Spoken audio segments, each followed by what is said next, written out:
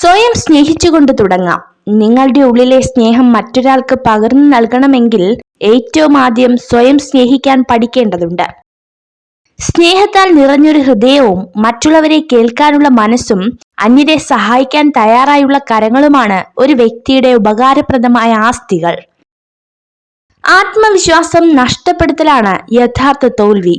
തോൽവികളുടെ അതിജീവനമാണ് വിജയികളുടെ ജനനമാകുന്നത്. നമ്മുടെ പോരായ്മകളെ ഓർത്ത് ദുഃഖിക്കാതെ അവയെ അതിജീവിക്കാനുള്ള മാർഗങ്ങൾ തേടുകയാണ് വേണ്ടത്. ഞാനെന്ന ഭാവം ഉപേക്ഷിക്കുക, നമ്മളെന്ന ചിന്ത വളർത്തുക, അഹംഭാവത്തെ മറികടക്കുക, സ്നേഹത്തിന് വില കൽപ്പിക്കുക, ചിരികൊണ്ട് അകലം കുറയ്ക്കുക, അപവാദങ്ങളെ അവഗണിക്കുക. നമ്മളെ ക്ഷമിക്കാൻ പഠിപ്പിക്കുന്ന ചിലരുണ്ട്. എത്രയൊക്കെ ദേഷ്യത്തോടെ സംസാരിച്ചാലും നമ്മളോട് ഒത്തിരി സ്നേഹത്തോടെ പെരുമാറുന്നവർ. അവർക്ക് ദേഷ്യം വരാഞ്ഞിട്ടല്ല, അവരുടെ ദേഷ്യത്തിന് പോലും നമ്മളോട് അത്രയും സ്നേഹമാണ്. മറ്റുള്ളവരെ പോലെ ആവുക എന്നതല്ല, ഞാൻ എങ്ങനെയാണോ അതിൽ നിന്നും കുറെ കൂടി മെച്ചപ്പെടുത്തുക എന്നതാണ് നമ്മുടെ ലക്ഷ്യമാവേണ്ടത്. നിങ്ങൾ എളുപ്പമുള്ള അവസ്ഥയിലായിരിക്കുമ്പോൾ ബുദ്ധിമുട്ടുള്ള കാര്യങ്ങൾ ആസൂത്രണം ചെയ്യുക. നിസ്സാരമായ അവസ്ഥയിലാണെങ്കിൽ മഹത്തരമായ കാര്യങ്ങൾക്കായി ഒരുങ്ങിയിരിക്കുക. നിങ്ങൾ നിങ്ങളായിരിക്കുമ്പോൾ സത്യമുണ്ട്, സൗന്ദര്യമുണ്ട്, സന്തോഷമുണ്ട്, സമാധാനമുണ്ട്. വിധിയെ കുറ്റപ്പെടുത്തിയിരിക്കാതെ ഉള്ള സമയം സന്തോഷമായിട്ടിരിക്കണം. പലരും കടന്നു വരും, തളർത്തും, വളർത്തും. ഒന്നു മാത്രം ആലോചിച്ചാൽ മതി, നമ്മുടെ സന്തോഷം നമ്മുടെ മാത്രം കയ്യിലാണ്. സ്വഭാവവും ശീലങ്ങളും കൂടിച്ചേരുന്നതാണ് നമ്മുടെ വ്യക്തിത്വം.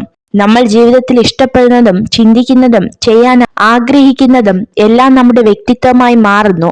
എന്നാൽ നമ്മുടെ വ്യക്തിത്വം നിർണയിക്കുന്ന ഘടകങ്ങളാണ് നമ്മുടെ ശീലങ്ങൾ. നല്ല നിമിഷങ്ങൾക്ക് വേണ്ടി കാത്തു നിൽക്കരുത്, പകരം നമുക്ക് ലഭിക്കുന്ന ഓരോ നിമിഷത്തെയും നല്ലതാക്കി മാറ്റണം. അവിടെയാണ് നമ്മുടെ വിജയം.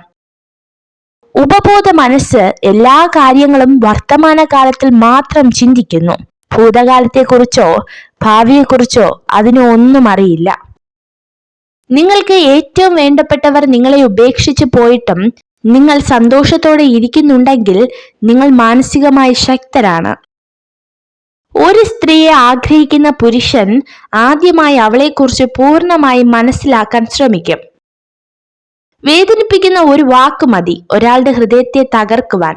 എന്നാൽ പിന്നീട് എത്ര നല്ല വാക്കുകൾ ചേർത്ത് വച്ചാലും ഉടഞ്ഞ ഹൃദയത്തെ കൂട്ടിയിണക്കാൻ സാധിച്ചെന്ന് വരില്ല. നിങ്ങൾ ഈ വീഡിയോ കണ്ടതിന് നന്ദി.